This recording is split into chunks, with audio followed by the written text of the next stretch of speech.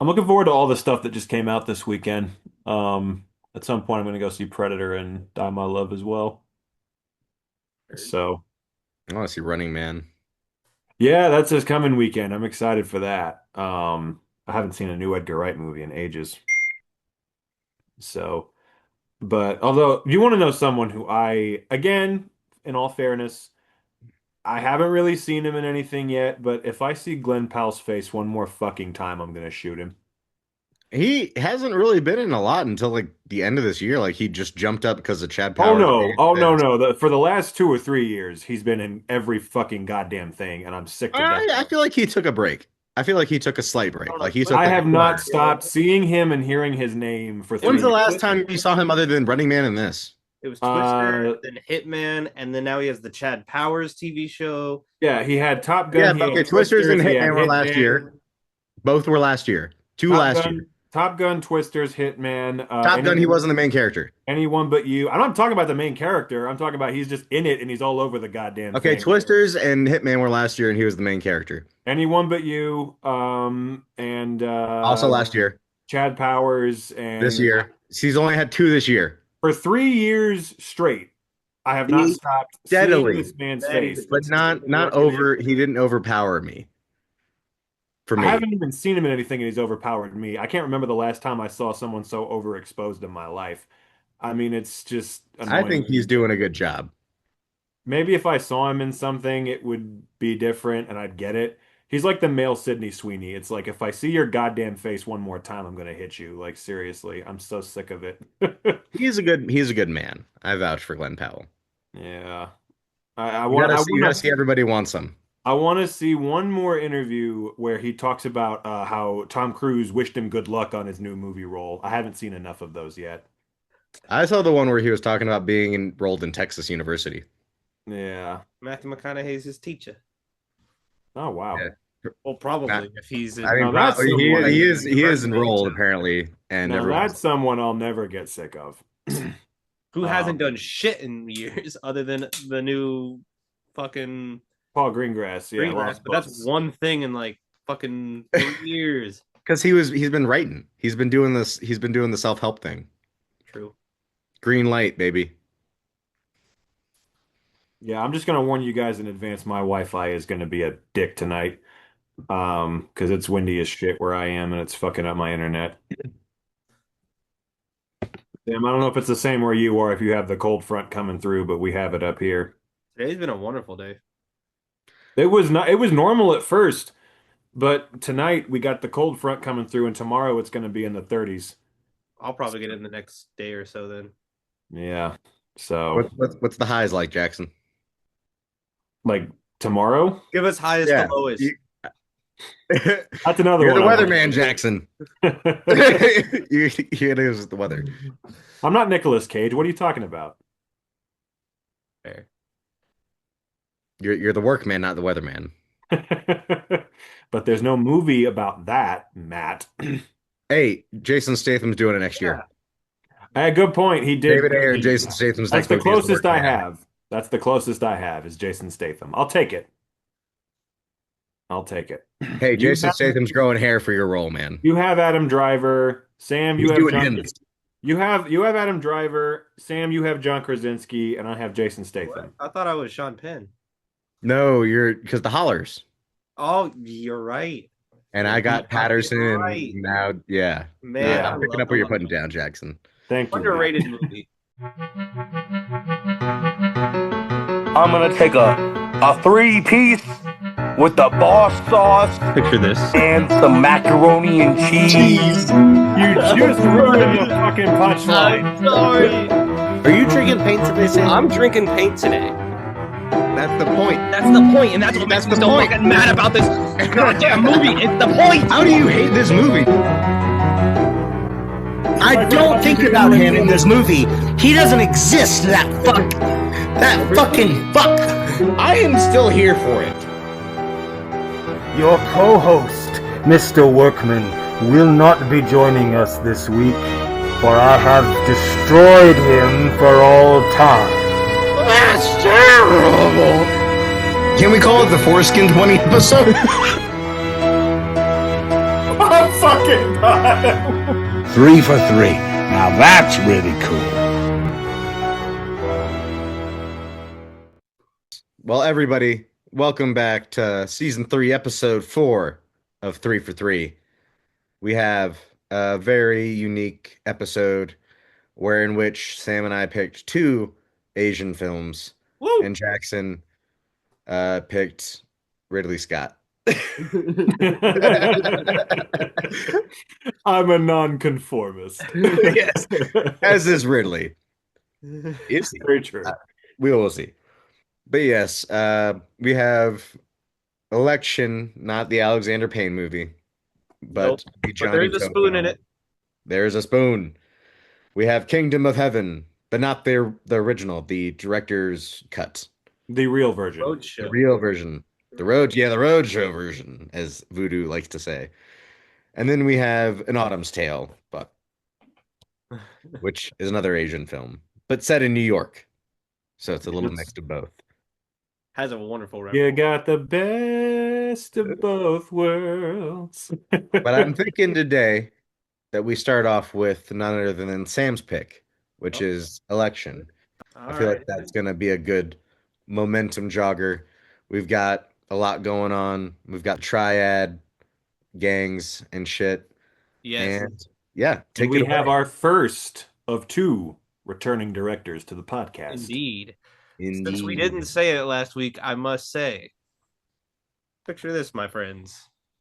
So, Johnny Toe, the GOAT, as we've seen in season 1 with the heroic trio, is entering into the 2000s. He's working hard. He's making a lot of movies. And he's decided that he's going to make a rival gang movie. Tale as old as time. But he finds some insanely amazing ways to transform the type of story it is into something even greater. And so we are pitted between the ceremonial election of the new head of the triads, 50,000 plus deep membered section of gangs, one led by Luck, the other led by Big D. And you got to pick a side because not everyone's getting out alive, and you got to decide which one's going to be the best for you, okay? And so, contrary to real life, not everybody wants to pick Big D. Exactly. But Big D has a big name coming for himself. He's coming up in the world. He has all sorts of prospects. He has all sorts of people in his pocket. But seniority, bitch. And that is where, if you put in the work, if you put in the time, you are going to earn that dime. And you're going to have fun while doing it. This movie is crazy as fuck. It starts off slow, but then that ball starts rolling, and that snowball gets bigger, and it gets bigger, and then it is going down the hill, and you're Indiana Jones on the run, running away from it because it is coming for your ass. And the music takes you to these heights. The insanely gorgeous visuals take you to these heights. The wonderful performances from 99% cast that I do not know. Amazing. And I really hope y'all enjoyed it as well, because this is one of the podcast movies where as soon as I finish it, I'm like, I'm going to watch this again sometime soon. I don't need to right away, but I'm definitely going to go back and watch this again. I want to watch the sequel. Yeah, I heard the sequel's even better. Yeah. So I didn't like that sequel.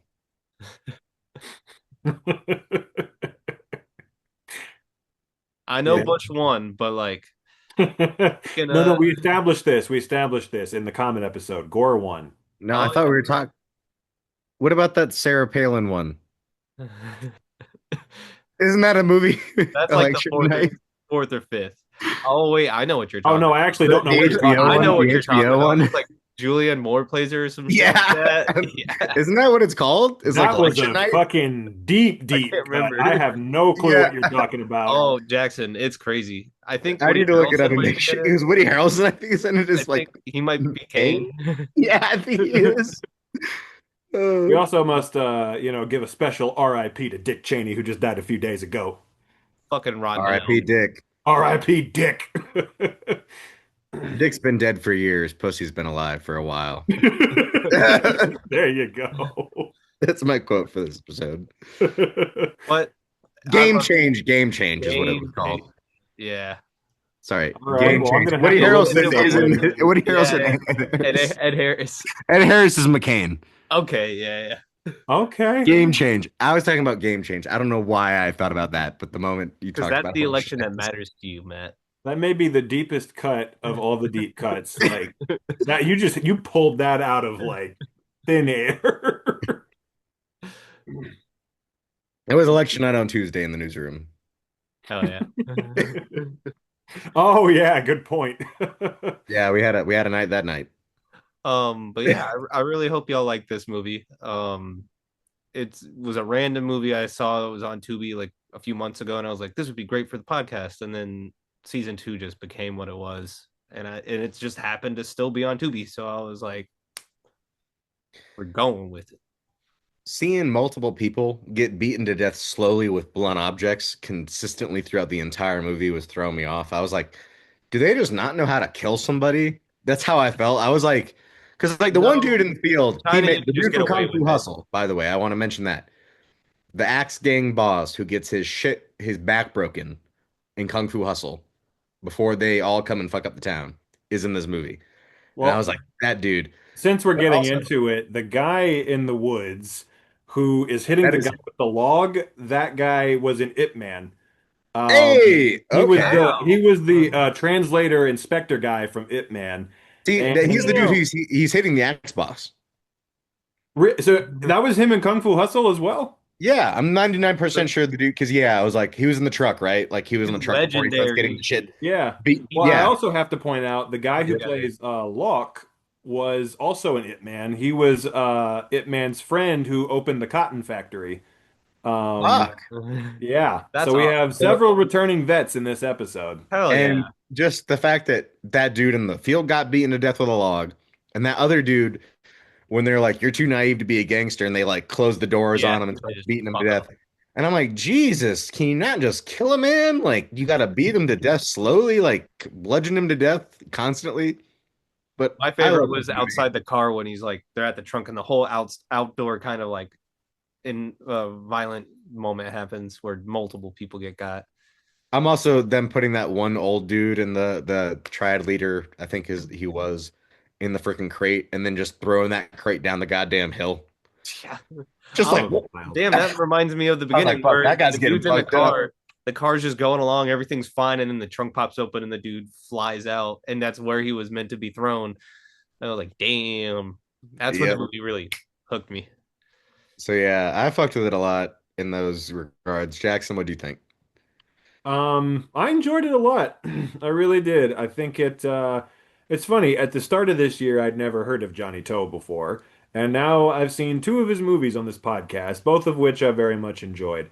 And yeah, I think that again, it makes me want to honestly get into more of his stuff. And it's interesting, Matt, because I didn't really think about it like that until you put it that way. This is a gangster movie where, if my memory is correct, not a single gunshot is fired or anything like that. Like, it's not what you would expect. I was expecting it to be along the lines of, Hong Kong action movie, people shooting bullets while jumping, like a John Woo movie, basically, like jumping, shooting bullets, flying through a glass window, that kind of thing. And it's just this very slow, like 90% of the movie is them fighting over a baton, Yeah. basically. And it's fucking amazing. And I like them exploring the traditions of the triads and, the power struggles. And each of the characters, like, I was invested in to one degree or another. Like, all of the different gangsters, I was like, okay, yeah, they all feel like different people. They all, are interesting. One of my favorite characters was the guy, if I betray my brothers, I will be killed by 10,000 knives. Like, Yeah. that dude was a real one, man. Shit. Yeah. He was not gonna give it up. And Not at all. Whistle is my favorite the character goat. in the movie. The truest OG. What they did to him was wrong, man. That was fucked up. my men deserve better. But yeah, and then it's so funny because the way they trick you, I thought it was so clever the way it was done for so much of the movie. I don't know about you guys, but I just hated Big D for so much of the movie. He's such an annoying, Yes. reckless, arrogant motherfucker. You think, "Oh, this is the bad guy of the movie." And Loke is just very like even-headed, just level-headed, patient, respectful. It's like, "Oh, this guy's clearly the better choice. Like I want him to be the leader." And by the end of the movie, I'm like, fuck this dude. Like, hardcore Loke can suck a Big D is what he can do. Cause, and Big D, I felt bad for him at the end. I'm like, oh my God, because he had the chance to sell him out and he didn't. Like the other guy was Also had trying the to be chance like, to team hide him. up with me and we can kill him. And he did the honorable thing. He followed the rules. And I was like, God damn, the way that scene where he bashes his fucking head in with the rock and then like strangles his wife. And that oh Yeah. shit moment when the son sees it, that was the biggest oh shit moment in the movie. I was like, oh my God. Like by the end of the movie, I'm like, fuck this dude. And I Like think that's where hardcore. Big D really comes into his own when he denies the hood when the police are arresting them, and he's like, "I take ownership of everything that I've ever done. Why else would I fucking do it?" And all this kind of shit. And I'm like, "Damn, I really like you, even though Yeah. you're like a fuck. I really like you." Yeah. Yeah, I don't know, man. It was wild the way that role reversal played out because you're just super not expecting it. Really, when Loke lost me was when he had Whistle killed. That was a dirty move. At that point, I was just kind of like, all right, fuck you, man. Like truly. But yeah, it reminds you like because they're acting all honorable for most of the movie, but then that reminds you like these guys are gangsters. These guys are murderers. Like we can't forget that here. Mm-hmm. So, Yep. I mean, that's what I really liked about it was like it wasn't what I had expected and like 'cause like what you were saying, it's like you expected gunshots to go off and shit and like it's really a lot more deeper than that. Like I feel like all the characters, like you said, were just a lot, you're the smaller moments too, I feel like really add up in this movie. Like I think have we mentioned the spoon eating scene yet? No. no, oh my So God. like God, when that he called scene, him a dog, and I'm yep. like, God, you're so And fucking the mean. look on that guy's face, he's just staring him dead in the eye as he's eating the spoon. Yep. And Porcelain then spoon, we need to clarify to the audience. This is not just like a metal, like this is just shards of Yeah. glass that he's ass. crunching I on. was waiting for blood to just start like coming out of his mouth, but like still. The other scene that I want to talk about that I really fucked with is when the two mob bosses are just in the streets and one of them's like stabbing the car tire and the other guy just throws the fucking rock through the window. Yeah. And then the police show up and then the one dude's like, "Can I have my maid come up and pick my dog up?" And they're like, "Don't worry, we don't detain animals." Yeah. And I was like, God, that was "Yo," a I was like, "That's a that solid line was a right hard there." line. Yeah. Yeah. But no, he was one of my the like boss guy, the heavyset guy. He was one of my favorite characters. Like I really liked, that dude's performance was really good, and I don't know, I liked him as kind of the like really honorable, enigmatic, but also very like down to brass tacks, like crime boss. Like that scene where he's in the cell with Big D and he's like, are you going to start another society? And he's like, man, this just isn't fair. Okay, but I asked you, are you going to start another society? That's what I asked you. And he just keeps asking the question. And he's like, still haven't answered my question yet. If I have to, I will. He's like, all right, then we're going to war. That's it. It Yeah. was like, I don't know. It was his scenes were all really good to Down to me. the small moments where like at the beginning they had the group of all like kind of pseudo leaders having the conversation of who they're going to be voting for and everything, and the cops burst in. Like that just got me so hyped to like get into this. I don't know how like such a simple scene. Maybe it was the quickness of the way it was shot and edited together, but like I got personalities from every single person. You knew like this was a safe space for them because their kids were playing, their wives were all chatting, and like just to have the cops just fucking burst through. And then I didn't know anything about the fact that they like offered them hoods and stuff, and that was really cool. Yeah, I just want to say again, like, I guess not a whole lot, but I want to give this movie, all the props for like I just think it's really cool the way that like Sam, because both of them were your picks, you've like helped me discover Johnny Toe in a way because I did like Heroic Trio more than this, but I really enjoyed this a lot. And I I just didn't even really know it was enjoyed him when I picked Well, this. this one was more serious, I felt like, than Heroic Trio was more it was more fantasy. grounded. Yeah. Like, because that one was like a fantasy superhero movie, and this is like a very grounded kind of, crime drama. Reminded me of Departed a little bit. Like, Yeah, or just like completely. very Scorsese-esque, but not like in the sense where you're like annoyed by it. You're just like, oh, Right. The way it Yeah, just kind yeah, of you're like right. It did have that kind of unraveled, vibe to it. and every scene just you feel the stitched together aspect of the movie making process. That's like not in a negative way. Sometimes it feels very negative and that sounded negative, but like you can tell this was meticulously paced. It was, and that I guess goes down to the writing. Um, but just the way it comes together and then I mean, even everything the in the editing in last this was 30, really 40 fucking minutes solid. is just like I am here for it. I wish I could see it in theaters. I think that'd be really cool. Yeah.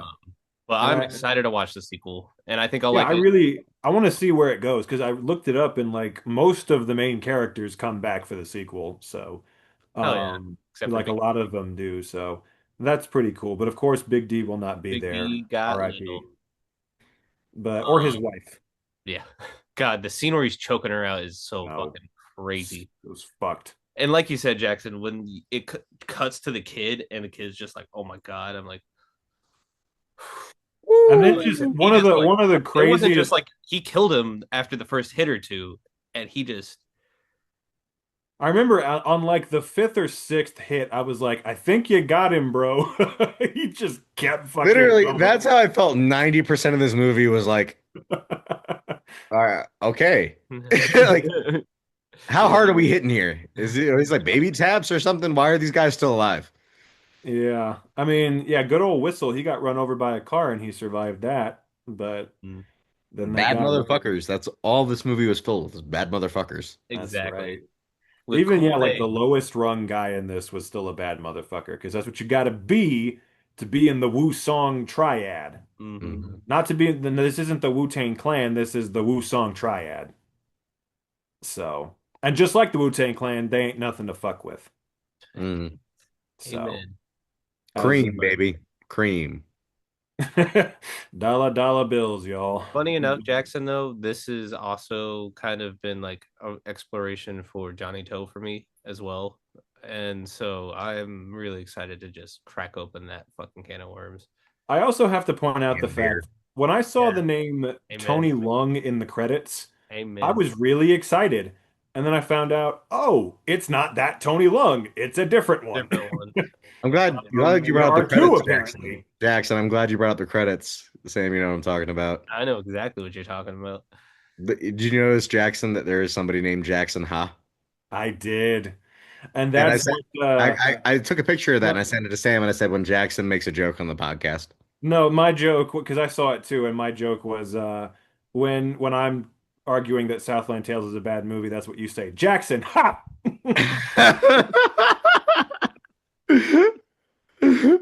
That was Uh, the joke that the first thing that came to my head. I'm glad we all saw that. Yep. I didn't know if you guys would take note of it, but yeah, I Oh saw yeah. it. Yep. I was Yep. like, Me and Matt had a whole conversation about it. Yep. Oh, that's funny. Well, we're gonna move on. If there's no election to any more comments about election, Yeah, the never-ending election. I Well, think I do want to say one more thing before we move on. This is slightly embarrassing. It took me 24 hours before I realized that Reese Witherspoon was not in this movie. That's embarrassing to admit, I know, but I mean, you know who I'm talking about. Yeah, He looked exactly like her. Am I wrong? You know 100%. who I'm talking about. Yeah. I mean, how could I thought that was it was that election.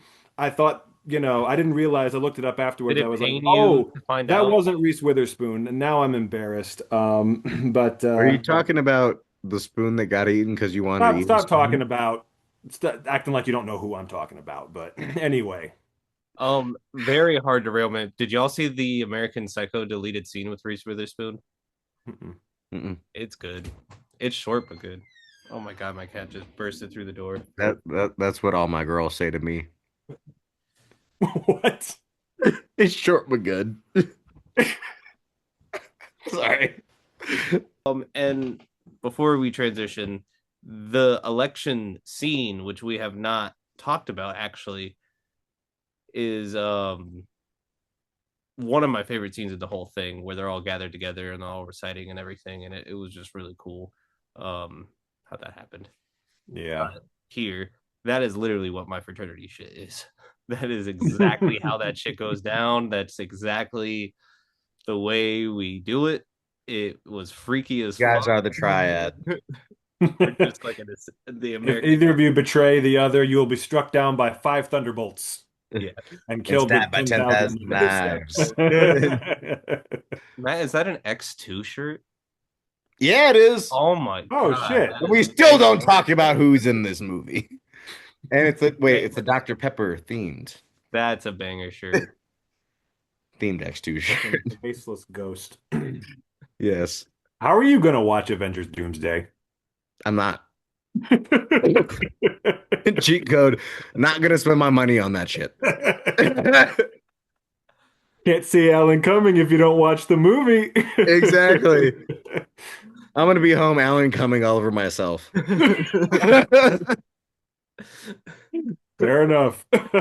Money well spent, baby. There you go. Do it while the lightning strikes. But yes, we have Jackson's pick, The Kingdom of Heaven director's cut, directed by none other than Ridley Scott. And our R.I.P. Tony. Yes. No Tony's given out this episode. No. And no Oscars given out to Ridley, unfortunately. No. But you know what? He doesn't give a fuck. He really doesn't anymore. About anything. Nothing. Bro watches his own movies because they're the only good ones that are left.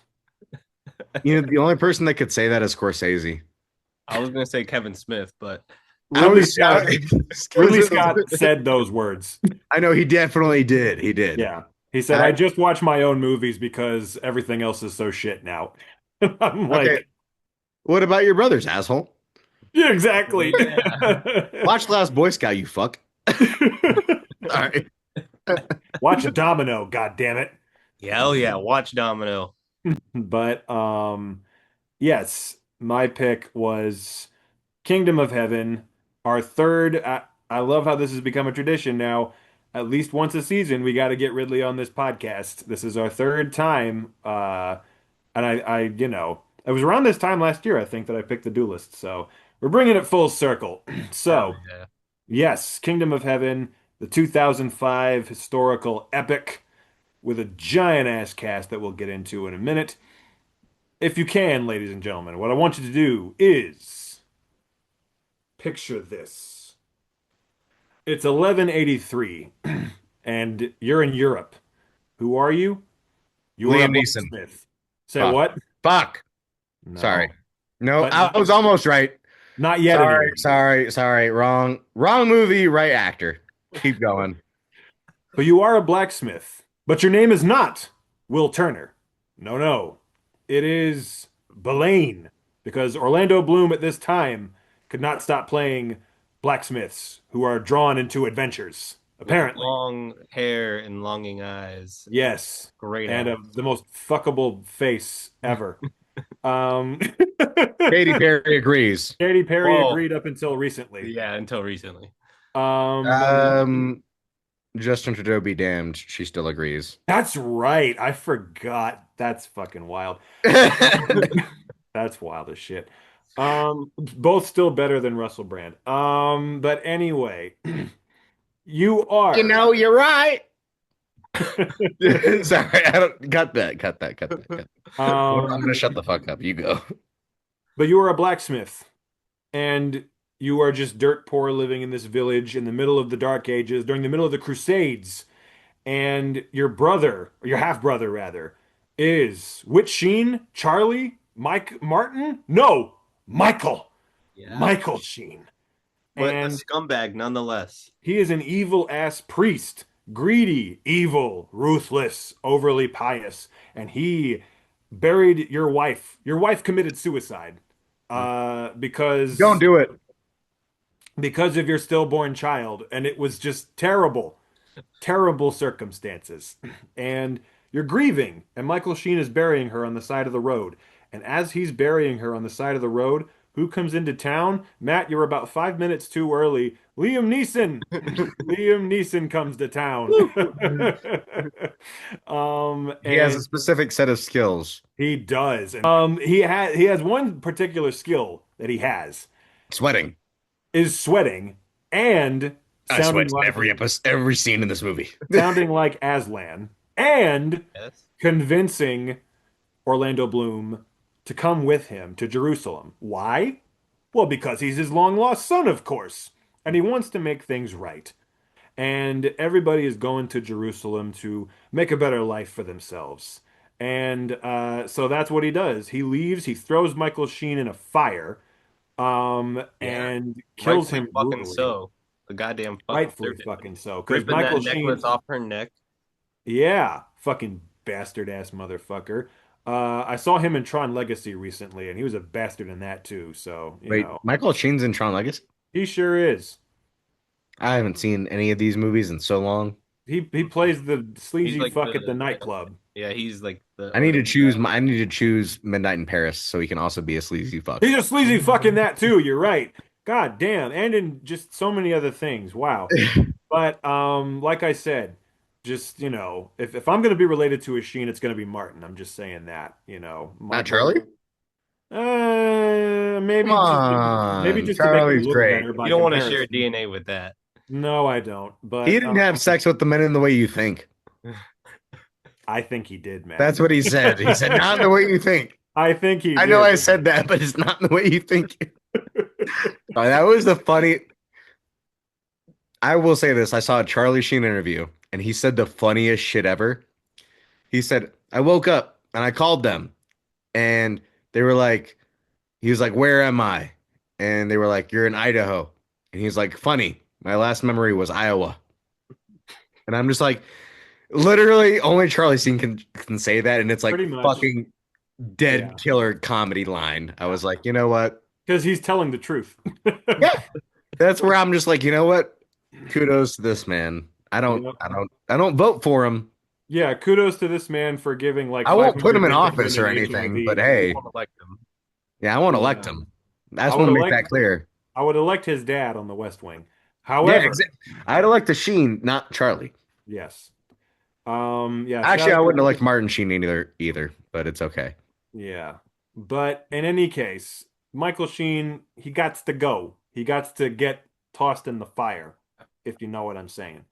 And so Liam Neeson and Orlando Bloom and Mr. David Thewlis, of course, they Yes. all must take a journey across the sea to the land of Jerusalem. But a couple of flaws get in the way. For You one thing, forgot Kevin Liam McKay. Neeson gets killed by Jamie goddamn Lannister. Yeah, And so he indeed. dies. He Can I say dies this? before he can make the trip. And then Orlando Bloom gets on the boat, and what the fuck happens? Boat blows up. Boat goes into water, and he's the only one that survives. So now he's in fucking, the Middle East. He's in deep blue. He's what? He's in deep blue. He's in deep blue, like Samuel L. Jackson. Except the shark doesn't get him in this one. Can I say my favorite Oh, chain? many would say Eva Green's got- a shark. But This is my favorite chain. Hey, fucking men, brother. You know his name. You know his full name is Sheen Estevez, Yes, it is. Hell And that's a joke. and that is Based yes. on- yes. And they have Quentin Tarantino in that show too, which I just want to say, Jimmy Neutron. Yes, they fucking do. We are gonna shout out Jimmy Neutron as much as we can to the Jimmy point where Neutron I'm is a gonna goated fucking show. get getting that show on the podcast. Goddamn right. Christian Slater was Jet Fusion. Yes, he was. Yeah. So you didn't mention Kevin McKay he's wandering, returning. Orlando. He's wandering, and eventually he finally makes it to the holy city. And when he gets there, he has to navigate all kinds of things: wars, turmoil. He has to manage his you think land Donald that Trump- Liam Neeson left him. Say You, what? you think Donald Trump felt the same way? Maybe. We're making this hard for Jackson. We need to show. Yeah, what else is new? It must be a day that ends in Y. Um,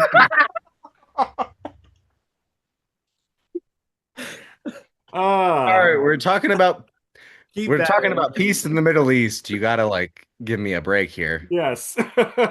But yeah, so he's got to fucking look out after the land that Liam Neeson left him. He's got to fucking, he starts fucking Eva Green. Jealous as fuck, I'm not gonna lie. One of the biggest baddies we've ever had on the podcast, that one right there. It's And the only time where grass is really not greener on the other side. it really isn't, if we're being honest. But No. um, Oh, yeah, and then all kinds of other people are in this. Jeremy Irons, Brendan Gleeson, Edward Norton in a mask. I Yes. didn't know that was him until after the goddamn movie was over, and I was like, "What the fuck? Are you serious?" well, that's the Um, only reason why, they did that because Edward Norton didn't make any money at the time. So they were like, keep this motherfucker behind a mask. I actually They have saw more to say on 25th that hour one and they were later. like, no. Yeah, he's back after 25th hour. All kinds of other Kevin people. McKidd. Kevin McKidd in a small part. His return to the podcast after it ends with us. And yeah, Alexander Siddig and yeah, a lot of other people.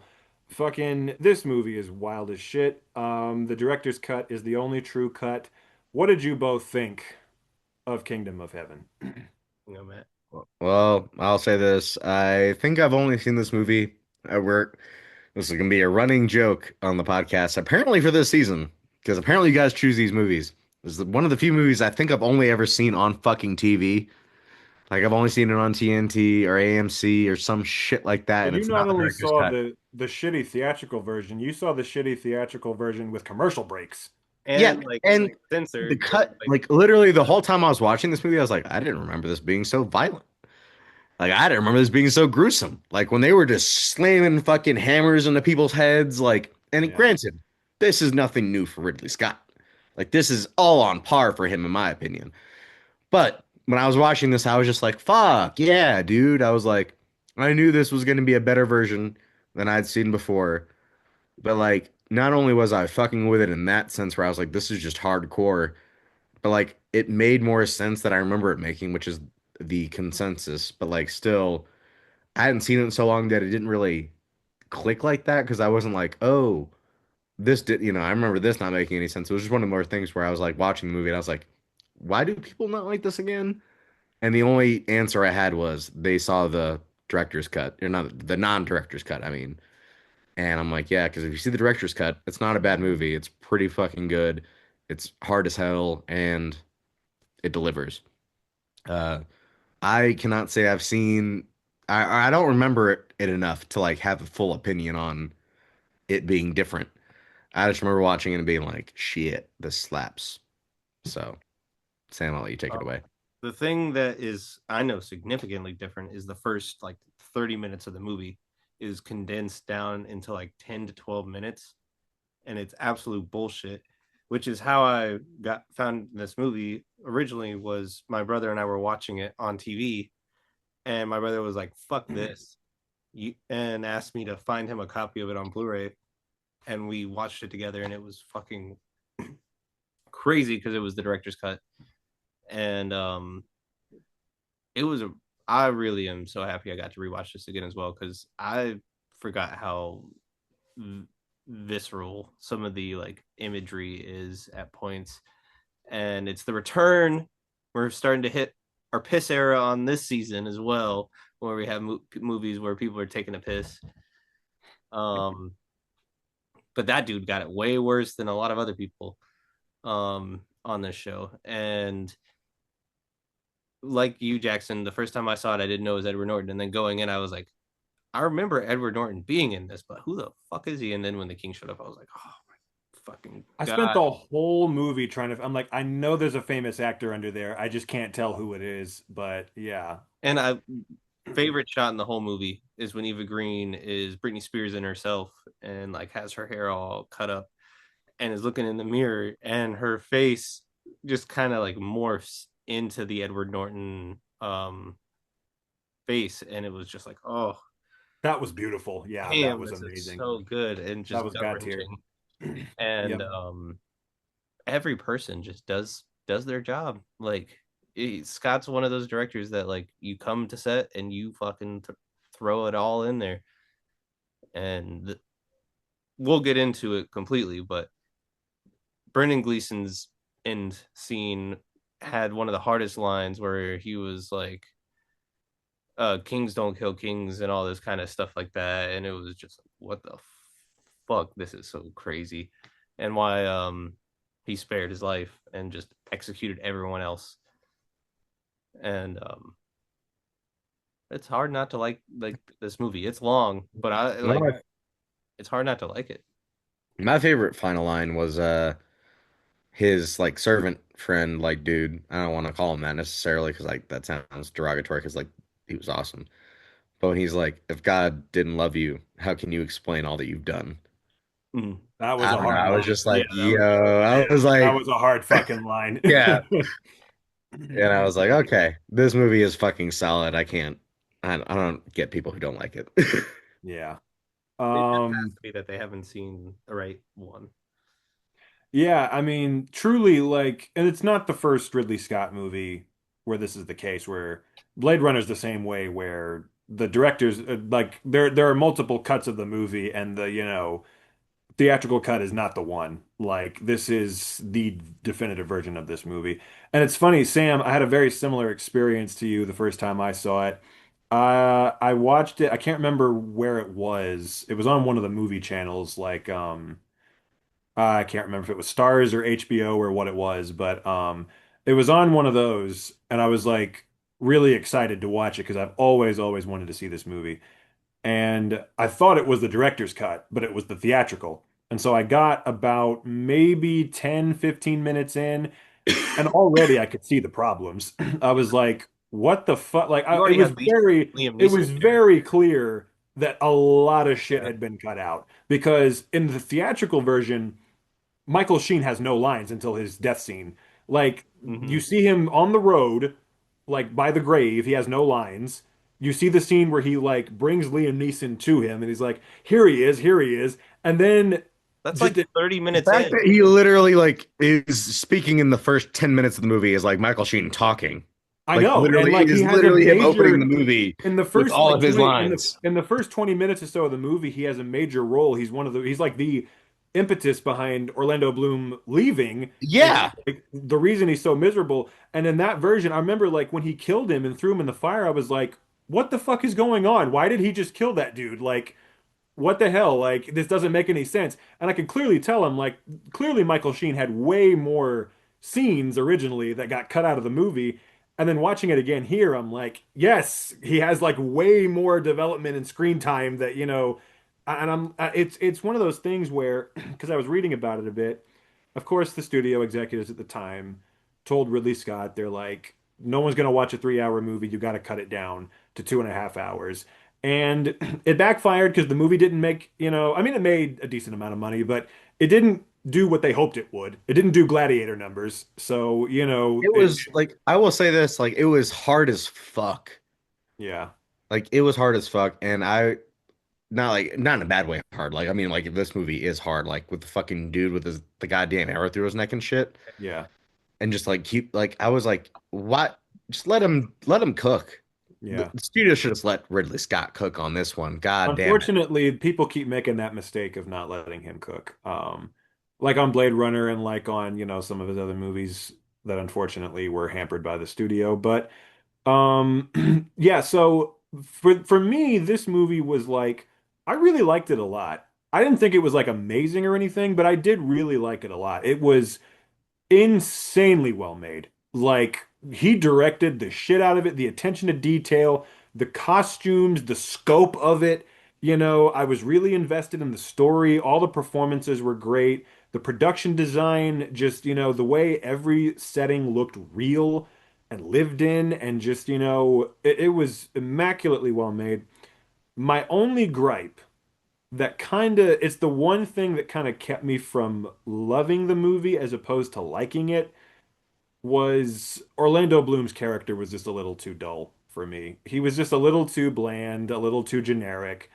And he's not a bad character, but I'm like, he I don't want kind to say that for every Orlando Bloom character other than like maybe The Hobbit, but like I think it I can't say I've seen Orlando Bloom in a movie where I'm like he is not the same that I've seen him in other movies. no, but like It's on the just page, Orlando I Bloom. mean, on the page, his character just didn't have a ton. Like in Pirates of the Caribbean and Lord of the Rings, and like his characters in those movies have a lot of depth and a lot of character. But like in this movie, it's Well, Lord of the just Rings. I don't he Pirates of the only Caribbean's 50-50 for he me. only I think he the brings first it. one. The first The one, he first has a one's lot of great, and great then like character. the second two, I feel like he gets nerfed.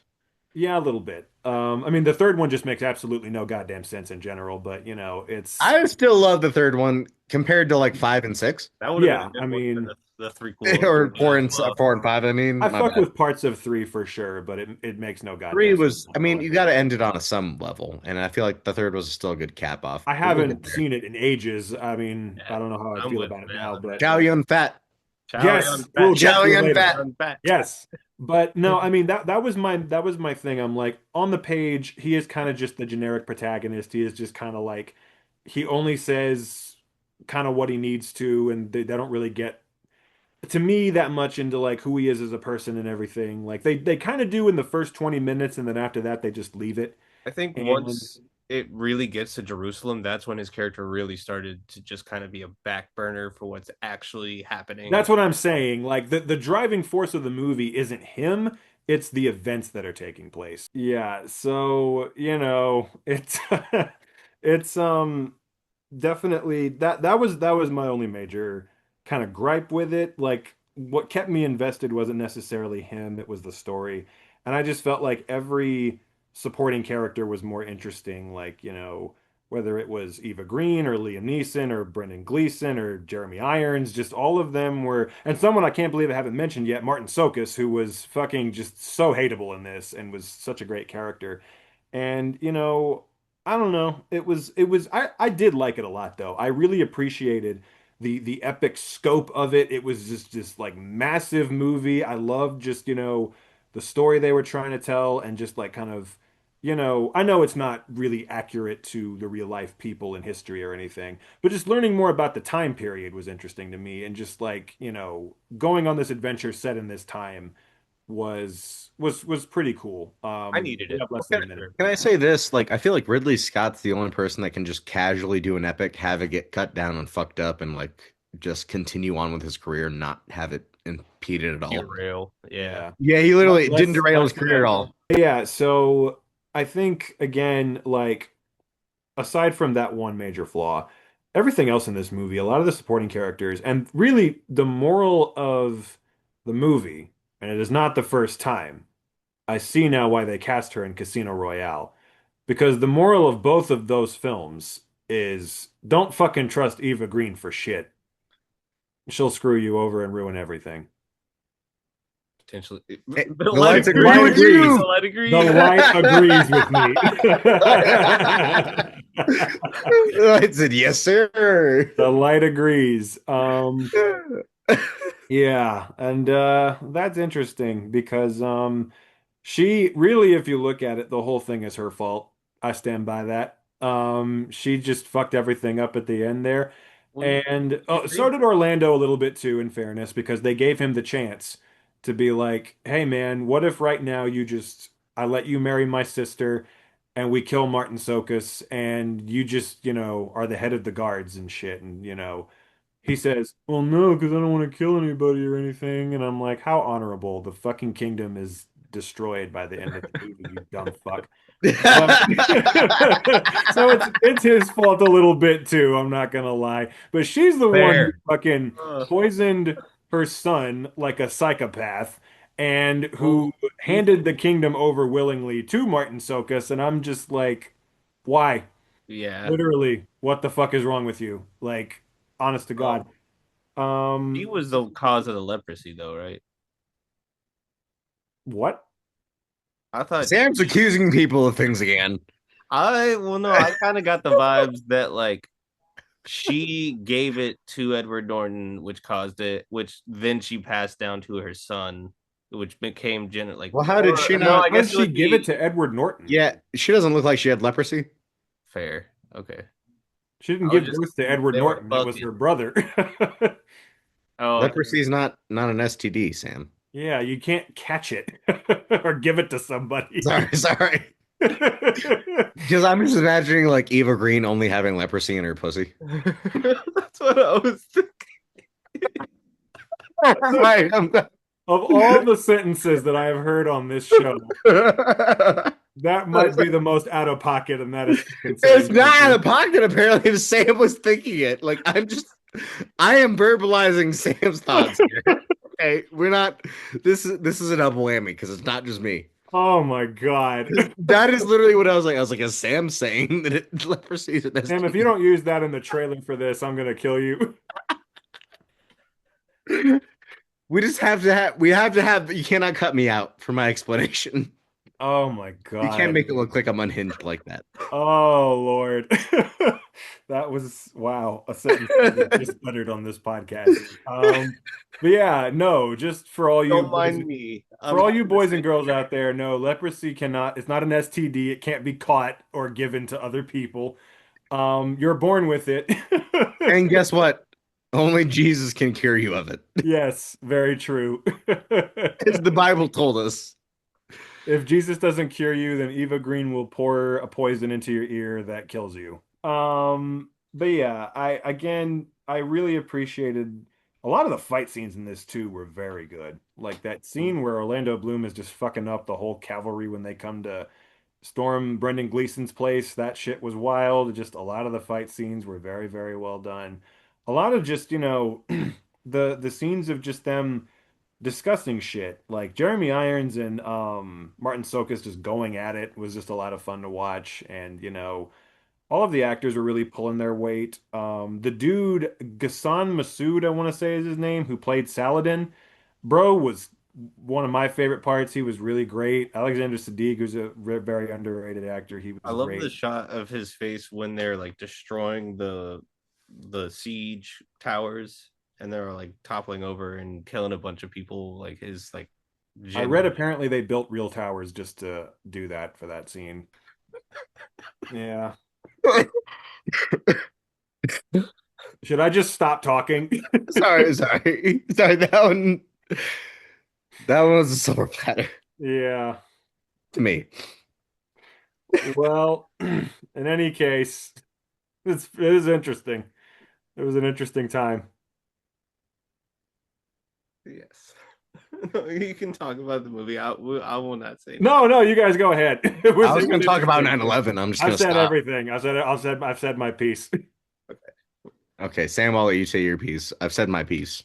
No, I really enjoyed the fact that it has that overture, and I watched it over the course of 2 days with the first half, and then stopped at the intermission, and then went on to the second, and it really helped me with getting into it, going to where like the characters are in immediately, and then like you said, Jackson, letting the story kind of take over the story rather than it just kind of being Orlando Bloom's situation. It's the events of this toppling of an empire and the rise of another, and that's what really does so well. Like I feel like it's hard to make a good night setting medieval times kind of like movie nowadays, and he's someone who can do it no matter what at any point. So Yeah, the last serious comment I'll make on this one is like straight up Ridley can just do that shit with like the back of his hand and like literally it's like it's nothing to him and it's kind of crazy. I'll give him super respect for that. Like he can just make an epic without blinking an eye. It's It's like one nothing to genre him. that he has always excelled at and still knows how to do to this day. It kind of And makes sense when he's really angry sometimes. yeah, Because I'm like, you know what? He's like, literally, I can do this like it's nothing. What is your fucking problem? Like, I can see that. Like, that is how he feels. He's like, yeah, I made Kingdom of Heaven like, it, well, without in fairness, blinking an eye or sweating.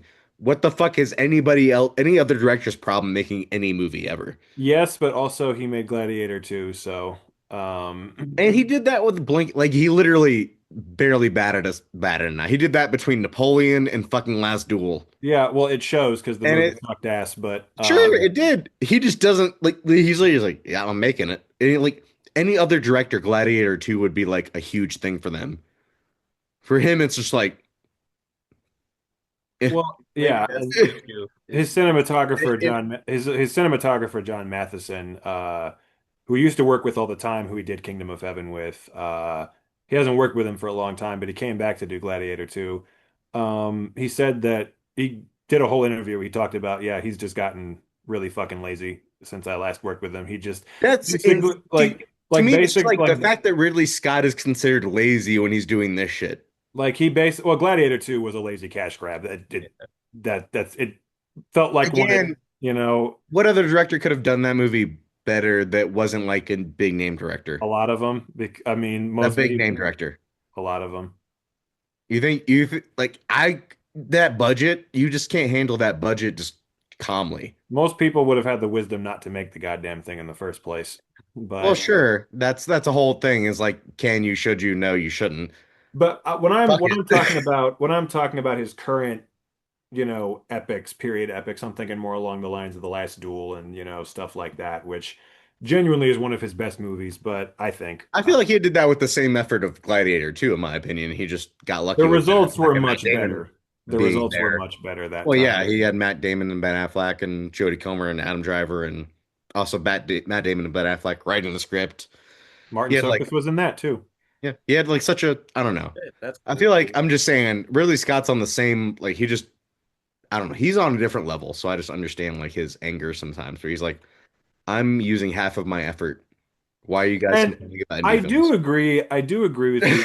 I agree with you in the sense that like bro is 87 years old and he's still out here making things that are that gigantic in scope. Even Gladiator 2, as shitty as it was a big movie, you know, with like a giant, like most people in their 80s would not be able to still make, you know, movies of that size. So, and I think he's very much trying to prove something right now where he's making a movie every year, it seems like, and he's still just going, going, going. He's 87 and he's got like so many fucking projects in the works right now. He's not slowing down. So I respect him for that. Even if not every single one of those projects turns out great, you know, it's like, hey, I respect that you're still going. I respect that you're still, you know, as long as you don't, that's when I get a little particular though about it, is when you start making shitty sequels to your good movies like Gladiator 2 and Alien Covenant and things like that. But you know, Well, it's this crazy one because a lot of people didn't like Alien Covenant. Right?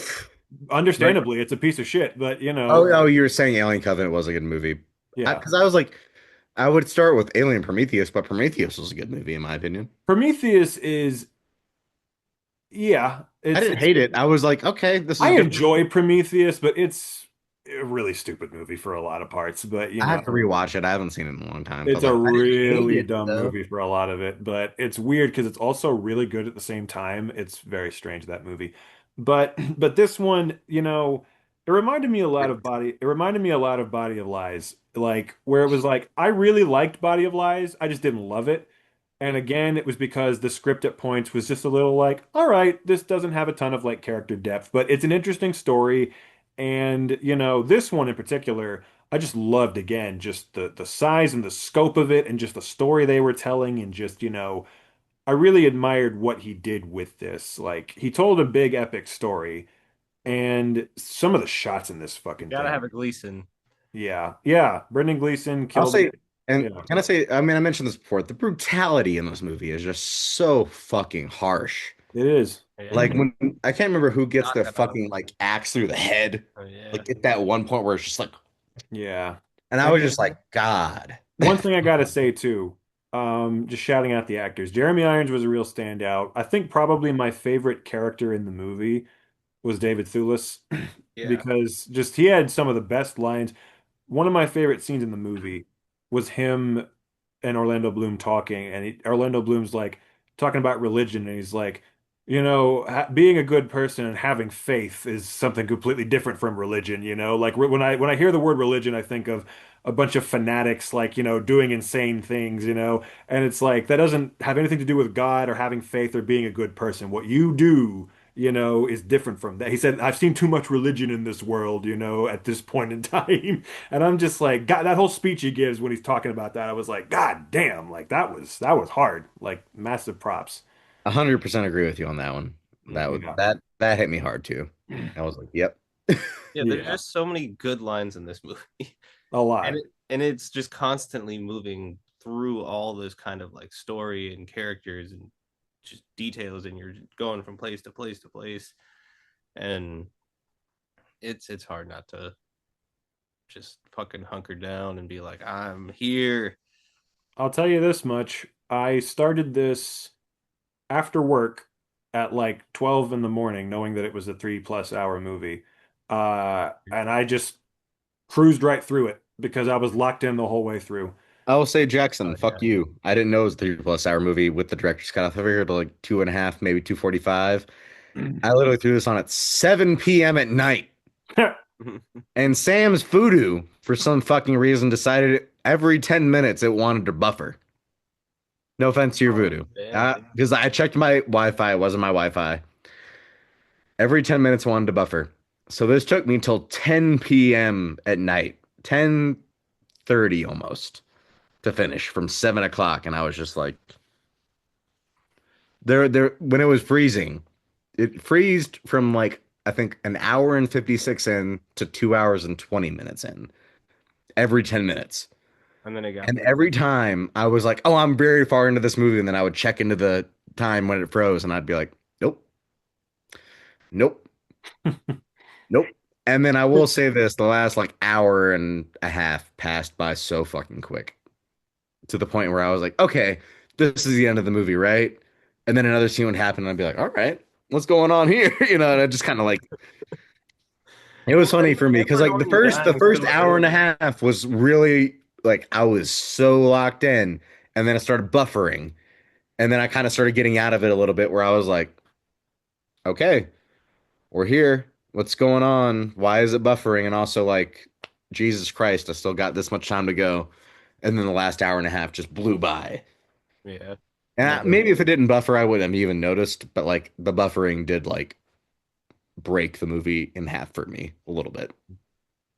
Edward Almost. Norton's death being so early with like so much left in the movie, I think that really sets the pace of or a tone of where the rest of it's, bless you, Thank is you. going.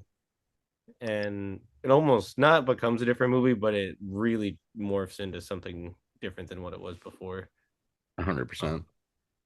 Yeah. I mean, that is when the movie changed, is when he died, because then everything fell apart. He was the thing, his and Saladin's alliance was the thing that was keeping everything together. It was already kind of frail, but that was what was keeping it from falling apart. And then the second Eva Green got a little power, she fucked it all up. So had to poison a child, had to give bad guy from Preacher all the power, and yeah, what else can you say? That's not a good thing. James Bond knows what it's James like to be Bond. screwed over I by might her. pick Sin City 2, A Dame to Kill for sometime soon. Well, there's a certain unofficial special that we are planning on doing at some point. So yes, that will This be one one. didn't The Dreamers will be my pick. Sin City 2 was supposed to be mine, but I can Oh, pivot. no. You can take it. I'll find one. There's enough. Yeah, though there are. Oh, wait, pick 300 302. Rise of an Yeah, Empire. yeah, Rise of Empire. Oh, Oh, that'll Eva be Green. You fucking Eva Green. I'm telling you, she is, yeah, top tier. she's the only suck you by I wish was a suck you hello. Amen to that. Because yeah, it'd be a suck you marry me. If only it was for Orlando Bloom, then everything might have turned out better. Yeah, but Justin Trudeau, he has the high Not ground. according to my brain, apparently. With Katy Perry, not with Eva Green. I just imagine Justin Trudeau and Orlando Bloom having the fucking Anakin Obi-Wan standoff. I have failed you, Orlando. You I turned have her failed you. against Oh my goodness. I hate you. That's all he says. I hate you. Oh, good Lord. If you're not with me, then you're Yeah. my enemy. The Sith Council is just Johnny Depp and Amber Heard in the background. My allegiance is to Canada, to democracy. But Oh, yeah. that's good. One last thing I'll say before we move on. The scene where they launch all of the flaming arrows into the city was fucking amazing. Just talking about Well, hard. really, Scott knows how to do that shit. Hmm. He does. I will say that. He knows how to siege a city That's and film it. goddamn right. And I think you might have mentioned the actor's name. I don't know it, but the kid that kind of like gets inspired by Orlando Bloom, who is also in Game of Thrones. A name I've forgotten. Well, even I don't know who you're talking about. Yeah, I don't watch I Game know of the Thrones. I remember the character, but I Bronson can't Redwood. remember. I didn't recognize the actor. But yeah, he's been in Game of Thrones, Rock and Rolla, The Dark Knight, Harry Potter, What's Prisoner his of name? Azkaban. Bronson Webb. Okay. I've never heard that name He's before in in my Ted life. Lasso, apparently. I haven't seen that. Yeah, that he looks familiar. Like I've seen that face. I know I've seen that face. I do want to say this, Cool seeing him. Yeah, that was a good little character. Jackson. Thank you for picking this movie. I don't think I would have ever seen the director's cut of Kingdom of Heaven if you had not picked it, at least recently. Maybe in like 10 years, I would have decided to throw that on as like an adult, like a 30-year-old, 33-year-old, or whatever. But I can't believe that it's taken me this long to pick this, quite honestly, because I've been wanting to watch this movie for years. It's been a giant bucket list movie of mine that I've always wanted to see. And I guess maybe that's the reason is because I wanted to wait for the director's cut, because that's the only version I wanted to see, because it's the true version. But gracias, Mr. Holler, for buying that shit. I'm sorry, Jackson. no, I'm sorry because I should have checked. I saw it was on some services and I didn't think to check whether it was the theatrical or the director's cut. But yeah, no, it was a great time. Like I said, for me to stay that locked in, for me to actually decide to watch a 3+ hour movie after work and to do that and to stay locked in and not fall asleep and just like, be that committed to it, there's something to it because it had me all the way through. Completely. And that, yeah, great time for sure. Always happy to have Ridley back on this podcast. Exactly. Yeah, well, at least you already have. Dr. Pepper and X-Men 2 United For for me, coming out to a theater near you soon. Celsius is what fuels our office. I'm like Celsius and High Noon apparently. It's what fuels my workplace as well. And the UNCG campus. See, my thing is people go like Red Bull, and I'm like, Red Bull is 110 calories and 80 milligrams per fucking can, depending on what size can you get. Celsius is 200 milligrams per can, and it's like 10 calories. They taste better than Red Bull. They taste better than Monster.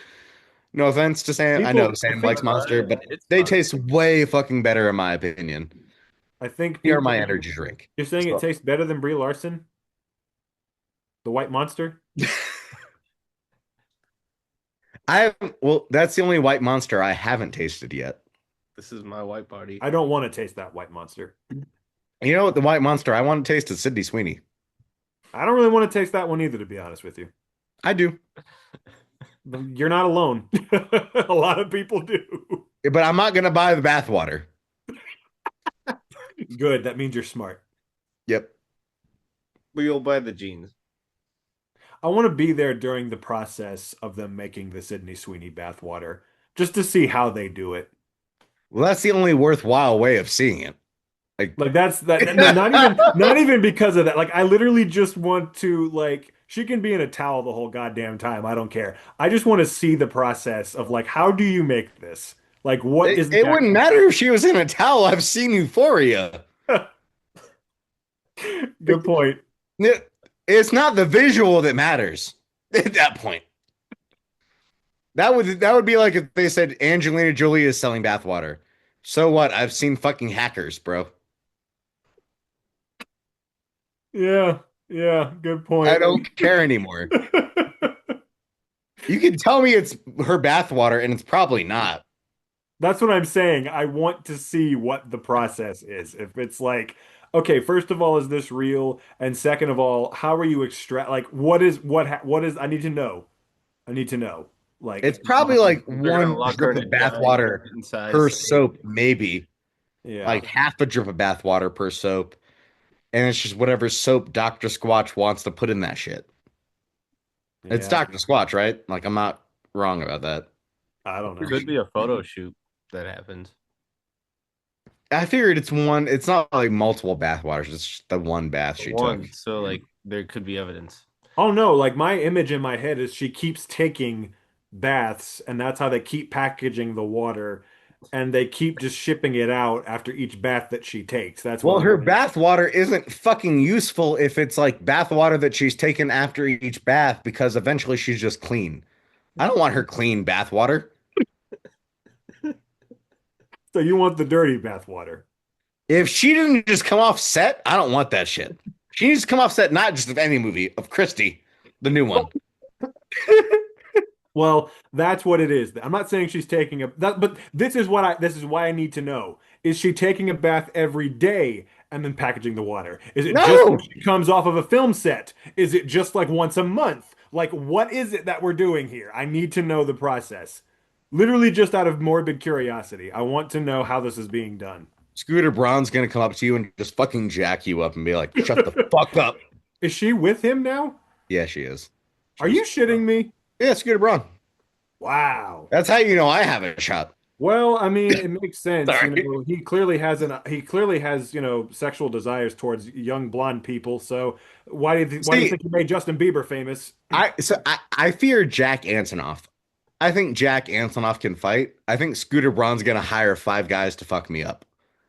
Yeah, that's true. Jack Antonoff, he'll come at me man to man. We're gonna Yeah, have a very man to true. man fight. You're right Scooter about Braun, I'm gonna be hitting 5 bodyguards who are creatined Jack up. Antonoff can handle his business. Scooter Braun, yeah, he'll pay people to beat you up. Only way he'll find out though is on the Patreon, so it's okay. That means he's paying. I don't care how I do it. I'm getting this conversation into the episode somehow. I don't care how it's done. I'm, But I'm, I'm gonna come to the next even though it has thing, and I'm gonna be absolutely black nothing and to do blue. with I'm gonna be anything. black and blue, and you're just gonna be like, "What happened?" And I'll be like, "I fell off my scooter." Yeah. I'm just gonna be fucked up, and you're gonna be like, "What happened?" And I'll be like, "You did this, by the way. You left it in the episode." Yeah, good point. The fact that Because we the all know fact that people Scooter likes to go on the internet and beat his dick to YouTube videos. Again, how do you think he discovered Justin Bieber? But we're gonna get 500 this episode only because he's gonna view it 100 times. yeah, and his bodyguards are also going to view it, so they know who they're dealing with. They know who to go find. But My name is Jackson Workham, and I'm in Hendersonville, North Carolina. piece of fucking garbage. Clever boy.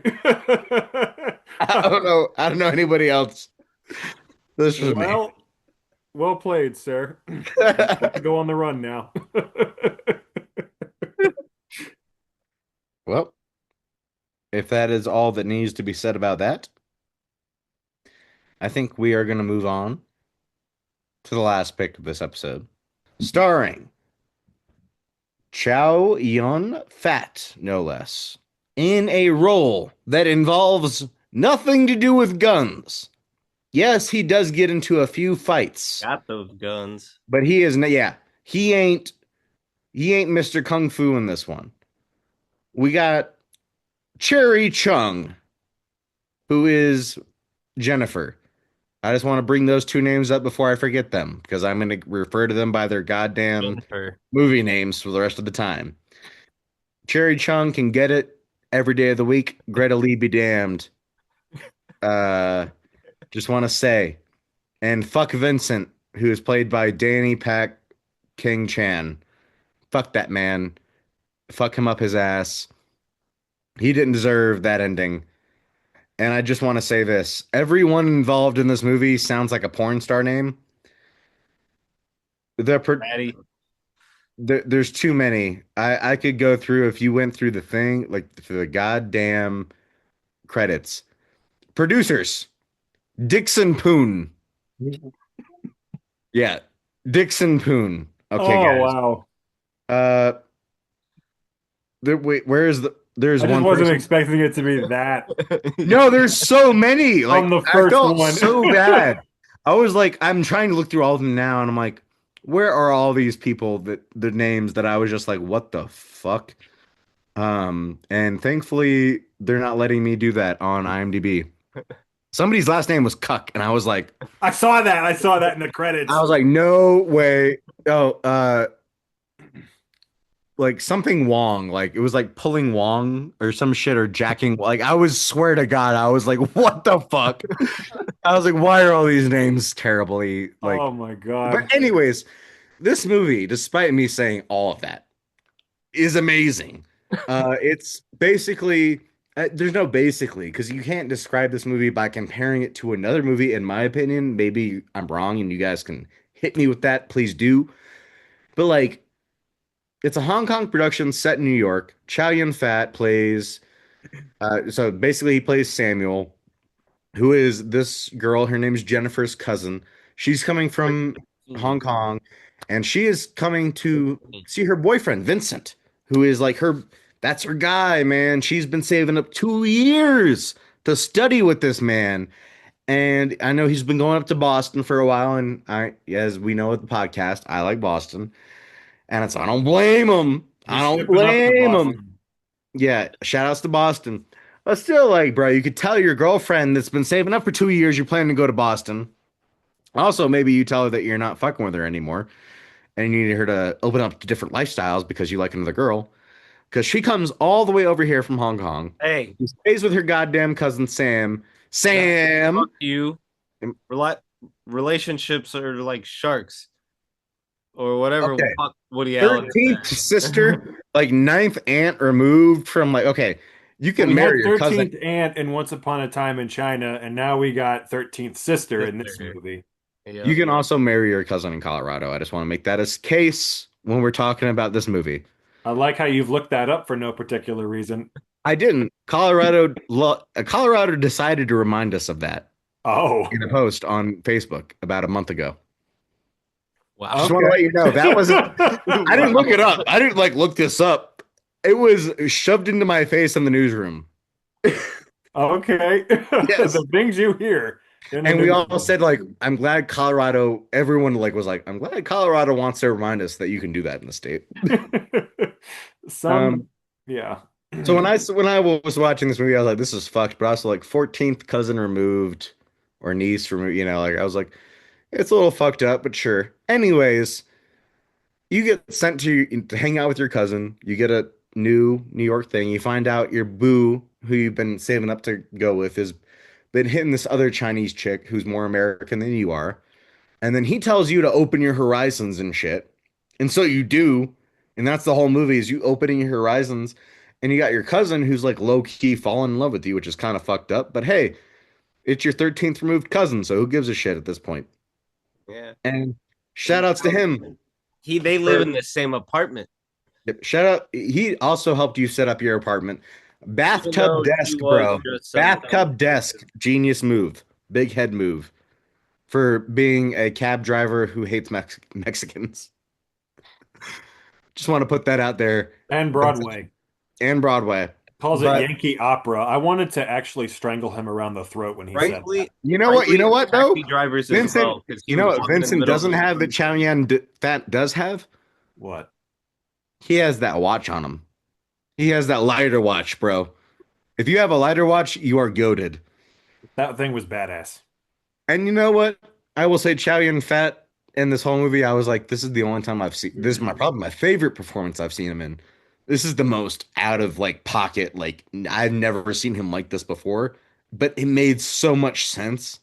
I was like, yo, you are that dude. I fuck with you so much as an actor. Cause like he does that shit. This movie is crazy in the sense that like it goes places you aren't expecting it to. Um, it it hits you hard in the ways you're not expecting it to.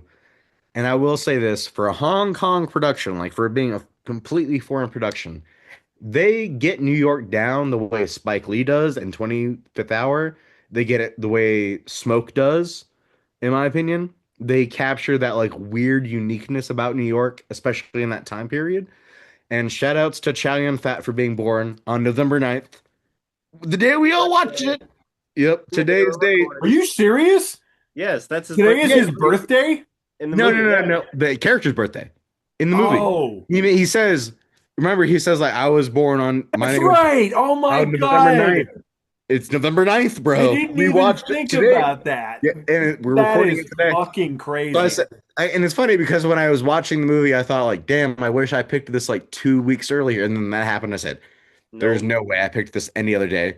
perfect. This was the day to pick it. Wow. So I just want to say shout out to his character's birthday. Birthday. Happy Yeah, happy birthday. birthday. But this movie is such a weird, like, I don't know. Again, we're gonna get into this maybe a little bit more, but the website that I used to send you guys, the subtitles had broken English. Did you guys not notice that? Yes, they did. Yeah. I And need I to appreciated that almost. Like I I was did like, yeah, too. I was like, yeah, It immersed me in the experience in a way because I'm like Asian people made the fucking subtitles, clearly, like people from Hong yes. Kong made the subtitles. And I was never confused about like what they were trying to say. I No, just yeah, noticed it you was broken understood. English, and I was like, cool. And so I'm gonna now let the floor go. But I'm just glad that we got that out there because I was like, hell yeah. And also that was the only way to watch this fucking movie was through that website. Yeah, this is There by was no far other the way. most this is the most out of the way we've gone to like find something for the show for sure. I will say this. An Autumn's Tale was one of those movies where it took me off guard because of the family relationship, and it took me. I don't know how you guys felt. This is a good opening up to that, where you're like you're related, but like also I can see how far away you're related to like where it kind of makes sense, but also at the same time you're To like a be little completely iffy. honest, I just treated the whole thing like they weren't related because it wasn't important that they were. Like they're like It if was they so are, far, like it was so far away that I was like, I'm like if you guys are, it's distant and it's not relevant to the plot. You clearly have never met each other before. You're not actual like close relatives. I just treated it like they weren't even. and they never had like a sexual encounter. It was always emotional, in my Yeah. opinion, right? Like in my head, they're not related. That's how I looked at it. So that didn't bother me at all. Unfortunately, I couldn't help but because he kept calling her 13th sis. Granted, 13th is That's what like I'm a saying. Like crazy number. they're not Yeah, it's a really. crazy separated number, but I'm just saying, like, when he called her that, I was like, I had to have a moment, but I was like, they really aren't. And he wasn't being super creepy about it either. He wasn't being super creepy. They're related in the way like it's a dark helmet relative. You're my father's brother's nephew's cousin's former roommate, like that's how I looked at it. I'm like, it's That's not, fair. you know, especially but culturally, that cousin could be like a very loose familial blood. it was kind of the same in Once Upon a Time in China where she was his 13th aunt, you know. Yeah. Yeah. So it was like it didn't really bother me there either, but Again, I just want that watch. The that shit was so badass. So Do you badass. want to talk about your side of it, Jackson, first, or do you want me to go? You can go ahead. Okay.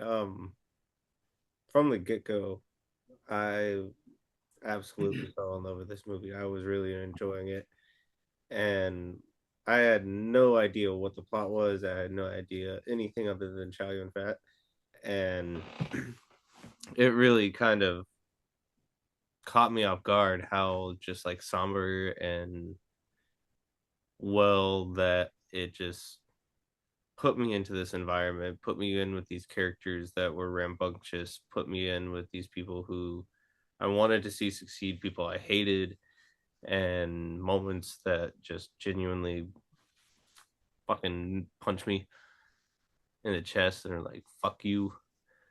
And the music is amazing. That was one of my absolute highlights of the whole thing. And especially in the second half. I think that's where, much like um, all three of these movies, I think they all kind of transform into a whole different kind of thing um, by the end of the movie.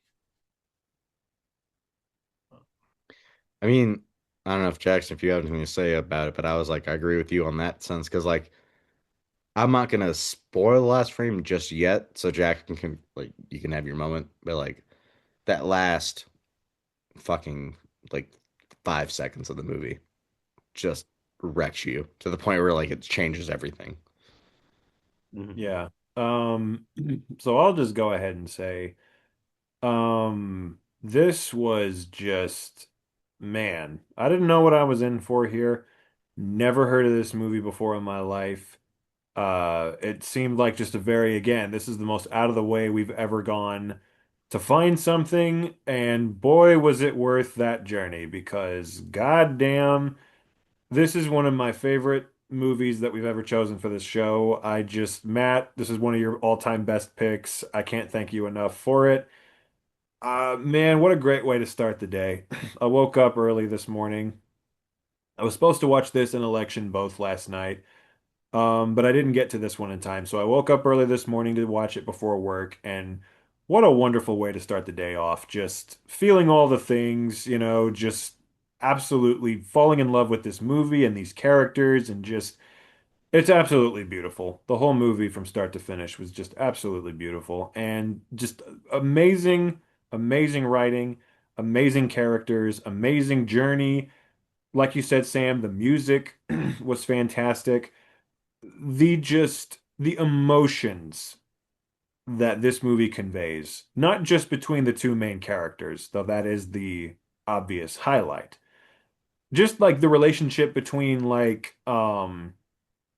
Jennifer and the little girl, like that was a very meaningful relationship. Like when she is forced to leave and she's calling her on the phone and being like, sing me a song and stuff, like that shit hit me. And just beautiful moments. Speaking of that scene where she's singing over the phone and it just pans downstairs and Chow Yun-fat's just sitting there listening to her sing, and he's got that smile on his face. Beautiful. So many scenes were just like, it's just, yeah, so incredibly raw and beautiful, and just you're so invested in them being together.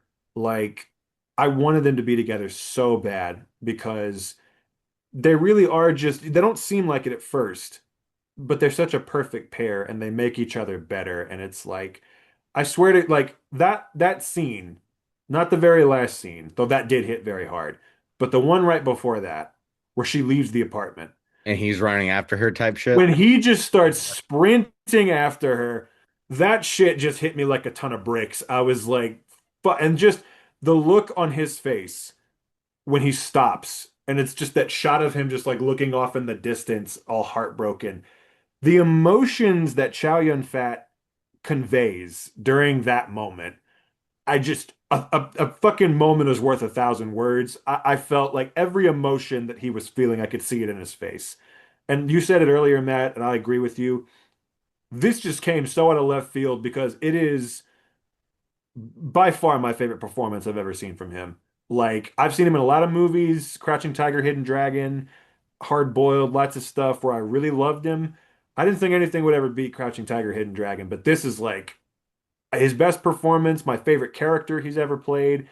He's just so Well, amazing. it's the only one that I've ever seen where he's not like doing the action dude shit. Like at It's all. not, it's not, At all. And he even has like yeah. fight scenes in the movie. And like when you see him in the fight scenes, you're not like, oh, this guy knows how to fight. You kind Right. of get the vibe where you're like, this guy's just fucking throwing hands. And I was like, arguably some of the best acting he's ever done is pretending like he's not an expert martial artist. exactly. Like literally, I was like, this movie, not only in that, I was like, yeah, like the scene that honestly, one of my favorite scenes is between Jennifer, Vincent, and him when they're at the restaurant and he's the waiter and he's got the fucking vacuum and he just comes in between them a couple times just to like and be like, no, that's bullshit. Like he was like, no, that's bullshit. I was like, I respect him and love him in these scenes. Well, that And then it's not only that, but when he comes after her boss later, for fucking her over.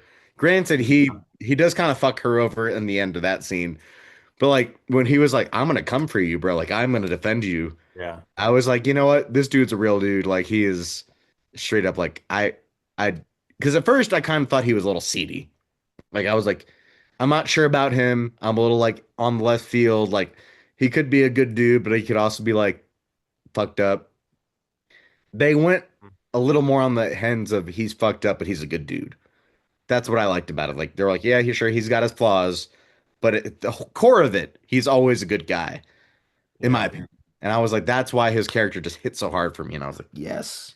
I think honestly, like that is one of the most impressive things about his performance is the way he's able to like be the kind of like aggressive, loud-mouthed guy, like very kind of hot-headed guy, and also be so sensitive and like nice at the same time, and not make it feel like, it feels like the same person.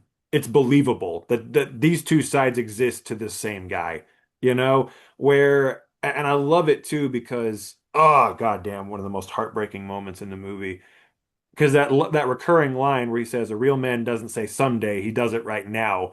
And then at the end, when she's like, "Yeah, come visit me someday," he's like, "Yeah, someday." Like going against what he's I'm like, "Fuck." Like he can't find the courage to say what he needs to say. And yeah, there's so many fucking and just him painting the Brooklyn Bridge for her and putting that up in her room and shit and again, just so many moments like that scene where, you know, they fight and then she invites him up for dinner and he's just like, "What did you make? Fish soup?" And she's like, "Yeah, how is it?" And he's like, "It's fucking terrible. You made it completely wrong." And you think it's gonna lead to like a fight, but it ends up they just kind of laugh and she's like, "Oh, okay, yeah, I guess I did, I'll learn next time how to do it throwing the better." salt, it's me at work. Just Oh, really? throwing shit at my pants. Um, Yeah, because like this movie is one of the like you said, Jackson. It's like it literally takes those small moments and just like constantly repeats upon themselves to the point where you're like, oh fuck.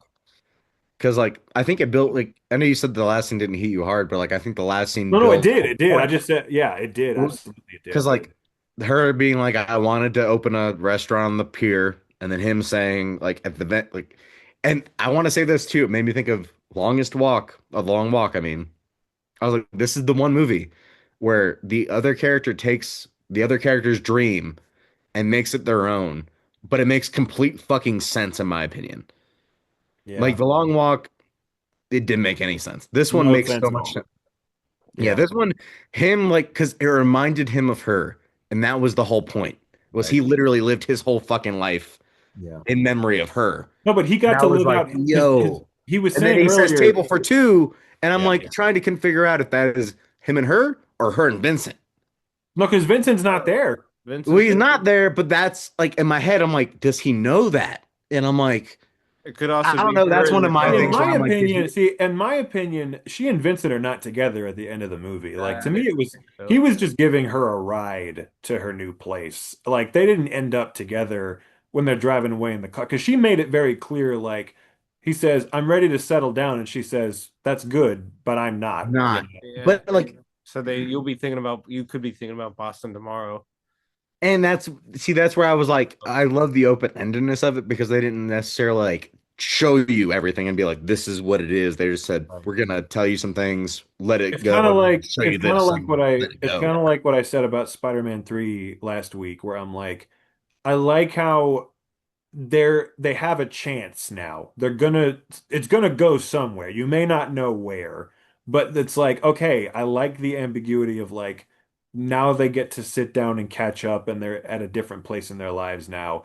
And there's a chance that it could work, even Well, if you and I want to don't. bring this back to Annie Hall too, because there's that scene in Annie Hall that is almost the verbatim scene of this too, where they catch up again, but it doesn't Well, work out quite as well. Matt, you mentioned the scene And with so we have where he's that too. vacuuming and the Vincent mentions the Woody Allen quote. about the relationships Yeah. are like sharks. Relationships are like sharks. There's They got to shark. keep moving or they die. Yeah. Yeah. I that's crazy. Sorry, actually didn't reckon because okay, so I'll listen to this. There's a point in this movie where she ate the fucking egg sandwich, and I said, "Damn, I want an egg sandwich." So I just got up and made one with bacon. And it's like there was like a good 20 minutes of this movie where I was making an egg sandwich and like halfway watching it. Great. I just want to let you guys know that is the so that could have been the case, but I was just like, yeah, that is a good point though, Sam. I also love Matt, honestly, amazing point you made earlier, which is for a Hong Kong made movie with an entirely Hong Kong born crew. This movie, about as much as any movie I've seen, manages like to capture that New York spirit very well. That's something I didn't really think about till you said it, but you're exactly right. I mean, doesn't feel like, it's not like fucking what movie is it? Rumble in the Bronx where you see Mount Fuji in the background, It's like it's not something like what the hell, who made this? It feels like New York. It feels real and it feels like down to like the interactions with the average New Yorkers. One of my favorite scenes in the entire movie, so small but so beautiful, is the scene where she's sitting on the park bench by herself and that old couple sitting right next to her. And he just gets up and hands her the flower and is like, have a beautiful day or whatever. Like they just see her sitting by herself and they get up and like do that to make her feel better. That just warmed my heart. I'm just like that, I don't know, just like I feel like that happens. I know the stereotype is New Yorkers are always really mean to each other and shit, but I'm sure shit like that I happens don't every think day. I think that's You the know? stereotype. I think this movie probably got it more right than most people do because like I think you're right, Jackson. Like I think people are nice in New York. Just Yeah. they don't get the rap for it that they Maybe should. not everybody, but enough people to where, yeah, it's Because not like quite. I could see that scene happening in real life. Absolutely. That's why it struck me so much. I was like, that feels like something that would really happen. And I think, that's the image that everybody has. I couldn't help but think that to myself. I'm like, that's the image everybody has is, in a situation like that, they're going to be rude or something. But no, like there are a lot of people who are just, going to be nice like that. And just the little moments of nice interaction, like I thought they did a good job showing that. And yeah, I just the whole fucking thing was just I loved her so little incredibly well made. figurines as So well. what? I loved her little figurines that Yeah, yeah. popping up throughout the film. Yeah. And when she was leaving, the fact that she cleaned up like the house and like straightened all of his like things and left him one was just like crazy, already crazy. But then the exchange of gifts, and then the fact that the gifts were what they were. The fucking watch band shit where he sold his card just for the watch band and like No. the way that happened, I was just like, yeah, yo, yo. Yeah, I was like, God damn. I Yeah. wanted to like break down a little bit. The whole last like 5 to 10 minutes just, I mean, absolute just emotional gut punch. I mean, yeah, because seriously, when he started chasing after that car, that shit just, I mean, went through me. It was so fucking emotional and so good. But And he had that shit on too. Like he had a good like the style in this movie. I want to say like whoever did the costumes and the production design, killer on both. yeah, Like those were like I was like this seems so real. that felt like a real New York apartment. I Yep. mean, like seriously.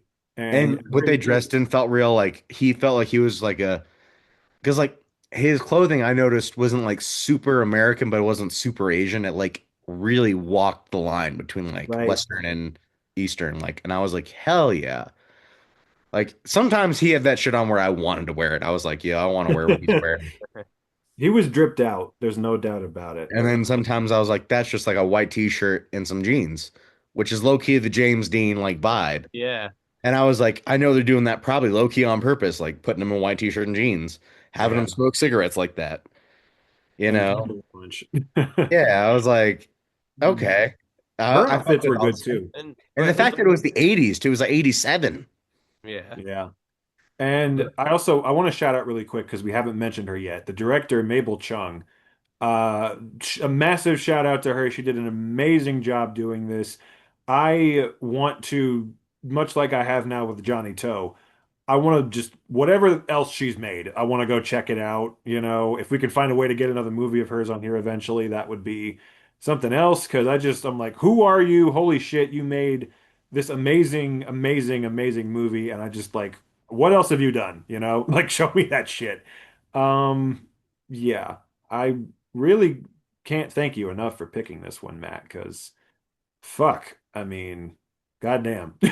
I'm glad it worked out because I was like, I knew I'd. It's funny because I thought like I have to pick this before autumn's over, and then I thought it's too late. And then when that whole thing popped up where he said, "My birthday's November 9th," and I literally shook. I think it was like, "What the fuck?" And I like looked it up, and I was like, "Yo!" And I looked up, and all three of us watched it today. So I went, Yeah, "Hell yeah!" I was like, I had to legitimately. pick it today. Yeah.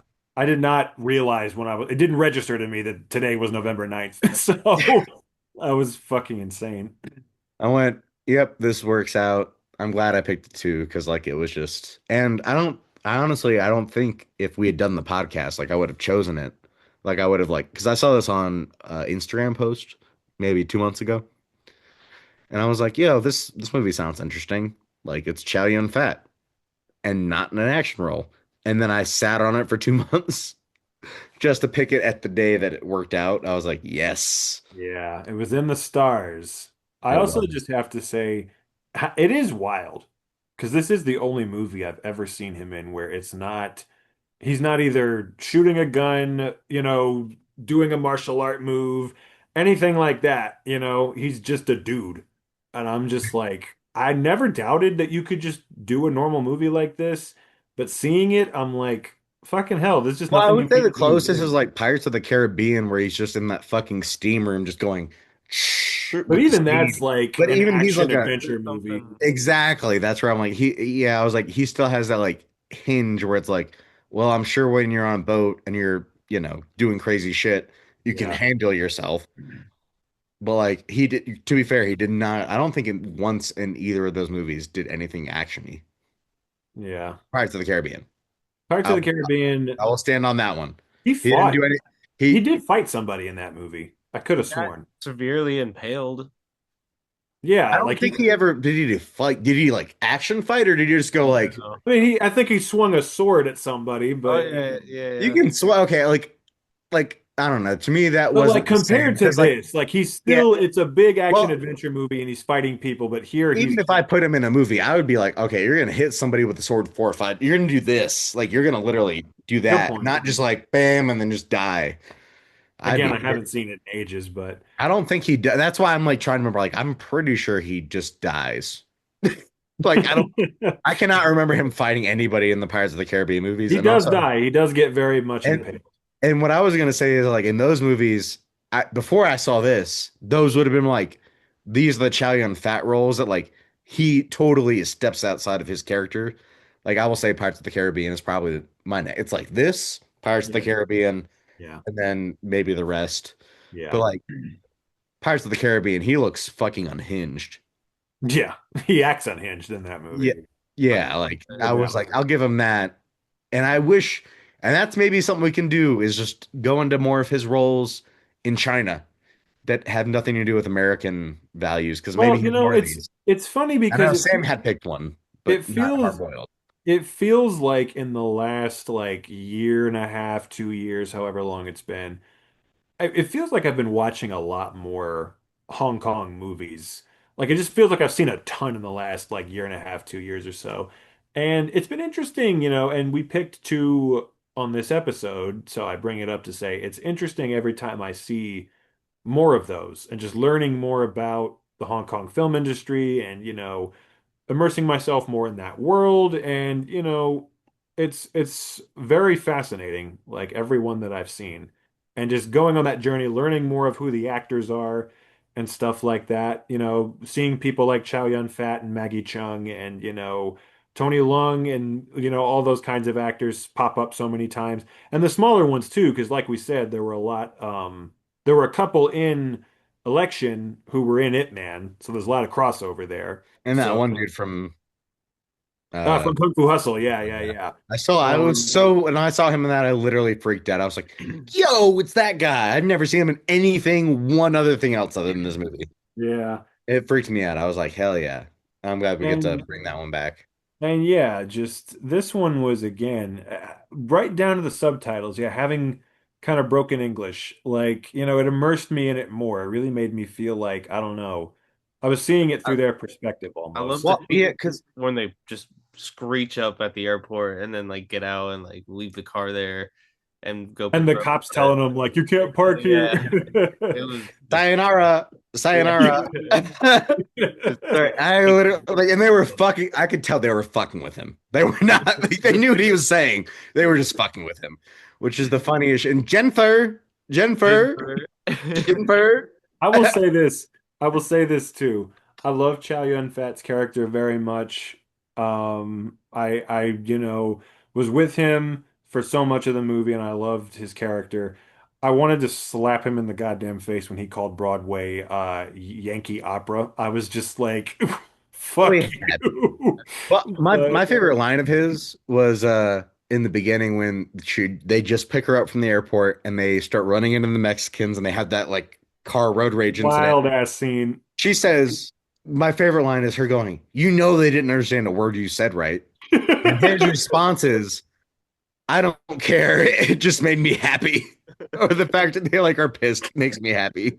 I was just like, yeah, dude. Fuck Fair with that. I enough. was like, yeah. Fair enough, I man. was like, yeah, literally, it was like, fair enough. You know what? It doesn't matter. They understood. They just know you were mad at them.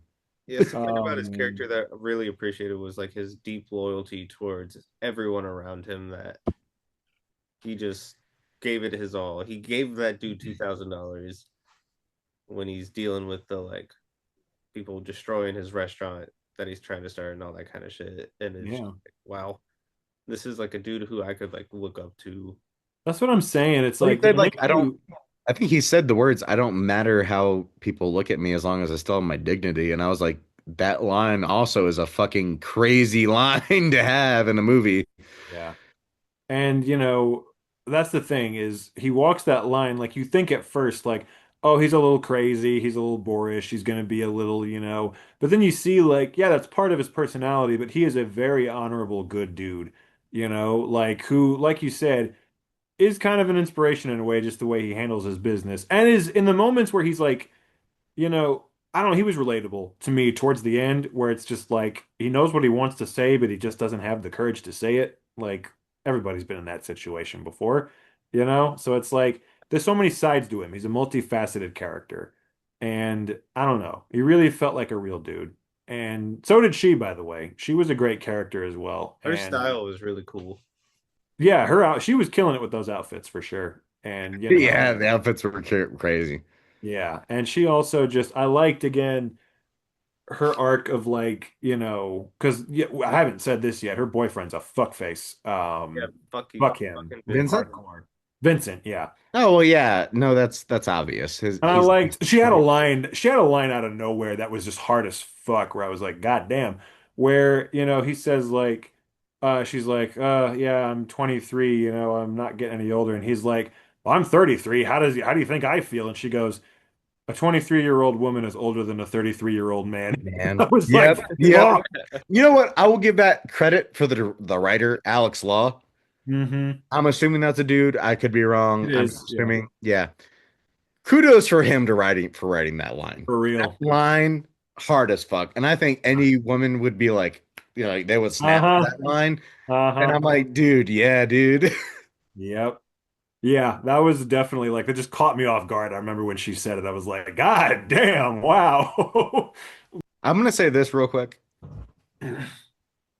I in college watched the In Mood for Love and like Chungking Express and shit. Hmm. I had so much more of an explosive mind-opening time because like I did not expect this movie to be that way. If you like when you walk into Chung, War Wong Kai, like like when you walk into his movies, like you're gonna come into some shit. This one was like Well, I did not I'm just gonna expect say this. I mean, so. as far as like just me personally, this one hit me deeper than In the Mood for Love did. And I'm not saying this is a better movie than that is, but it connected with me on a deeper level than that one did. I mean, it was just this movie. I just loved it. I really did.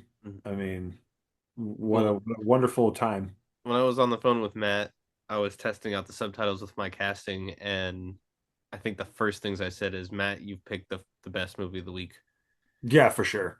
like off rip. And I was like, hell yeah. Absolutely. It was one of those things where like I literally again I cannot thank Instagram enough for dropping this movie upon me, and it was just one of those things where like I saw maybe 4 or 5 images from it. I saw the description and I said, "Yeah, we got to choose it for the podcast. Like hands down, we have to. We have to put this movie out there. We need to like." I felt like kind of Hearts of Darkness vibes where I was like, we need to put this movie in existence. Yeah, like it's one of those things. I mean, it's hard to because normally we say like we want people to go check the movies out. If you don't have that app, it's a little hard to find. But if you're Mhm. willing to download that app, Ikiyi, is that how you pronounce it? It's IQIYI. Yes, so it's IQIYI. That's the best way to explain it. It's Yeah. literally 199 a month for your first month. If you, I'm gonna cancel it probably today, but then I still Yeah. have a month left. If If you you're guys want willing to to check pay out some, that, then you can find this. And seriously, because I do want to get the word out on this and like give some exposure to it on our little platform here and because yeah, I think there's other movies on there too that are probably worthwhile watching because like just in the recommendations for this, I was like, that sounds interesting. yeah. That sounds interesting. I've never heard of that before. And so I was like, I've got a month. I might just start watching a crazy amount of weird Asian movies like that they made And because I used to this say this a lot more, but I haven't really said it as much recently, but it, needs to be said again. One of my favorite things about the show is finding movies like this that I never would have seen in my life had it not been for this podcast. Mhm. And it's one of my favorite parts of doing this show because there have been so many movies on here. Cards of Darkness was another one where it's like, I promise you I never in my life would have watched this had we not picked it for the show. So yeah, I'm glad we're still doing that over a year in, finding these little gems. yeah, so anybody who hasn't seen it, try to go find it if you can. And hopefully it'll just come on to like fucking Max one day because like to me if you put this in Asian Heritage Month, it would make so much sense. For Like real. And I mean, yeah. like, And this, that's gonna come up in yeah, April, I HBO think. Max has such a good category of like foreign films already. So put this on Exactly. there, seriously.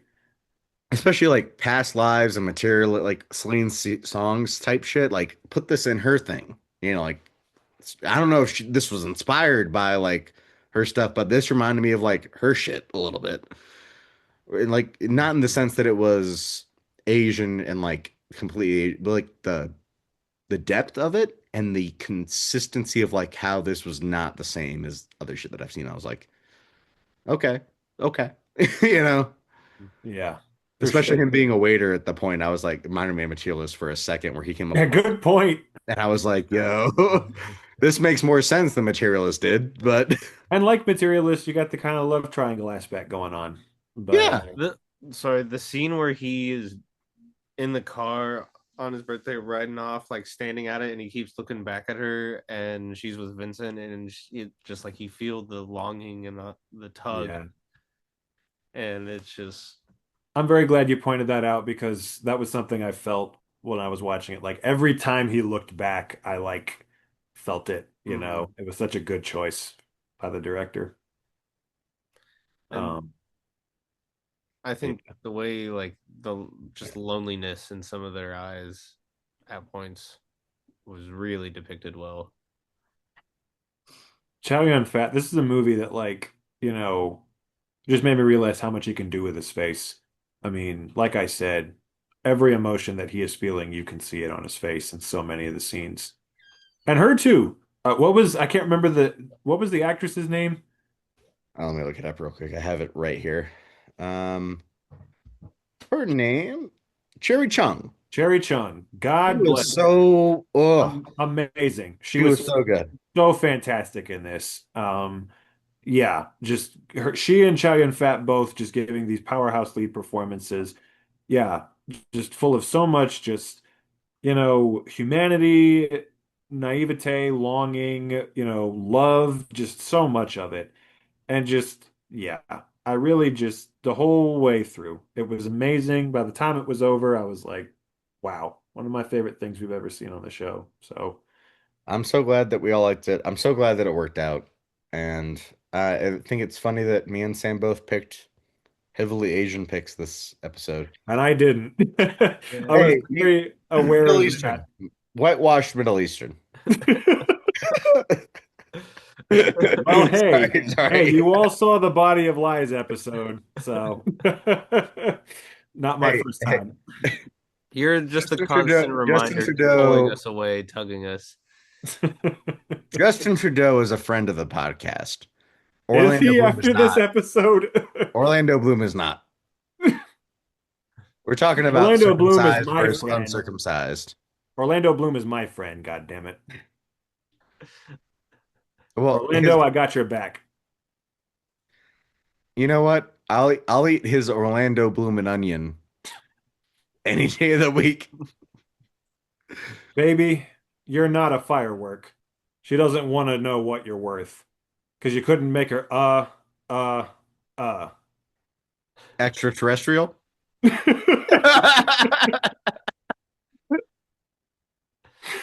Well, we'll leave it up on that, guys. This has been another 3 for 3. I think we're all 3 for 3. I could Most be wrong, certainly. Yes. Very much 3 for 3. which I think is a great way to end this episode. And we hope you all can check out the picks this week in their various forms. If you watch Kingdom of Heaven, watch the director's cut. Yeah, because it doesn't Road show edition. the road show edition. With the overture and the intermission, which I loved. Yes. Mhm. Harry Gregson Williams' score, I got to shout that out real quick. That was amazing. Yes.